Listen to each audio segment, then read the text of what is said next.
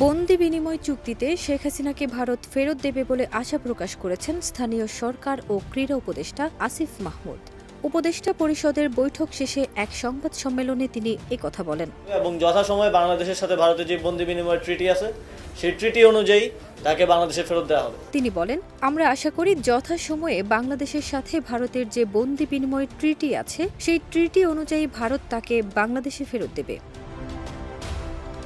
আসিফ মাহমুদ বলেন, ভারতের পররাষ্ট্র সচিব যখন বাংলাদেশে এসেছেন তখনও বাংলাদেশের পক্ষ থেকে এটা বলা হয়েছে যে একজন গণহত্যাকারী ফ্যাসিস্ট আসলে যার এই মুহূর্তে বিচার হওয়ার কথা, যার এখন কারান্তরীণ থাকার কথা, তিনি ভারতে অবস্থান করছেন এবং সেখান থেকে বিভিন্ন কর্মসূচি, বিভিন্ন বিদ্বেষমূলক বক্তব্য তিনি দিয়ে যাচ্ছেন।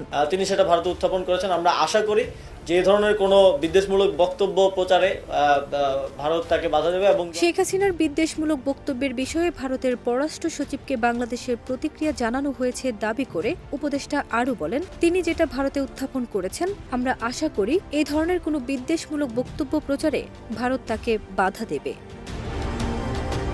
ফারজানা নিকিতা, দেশ রূপান্তর।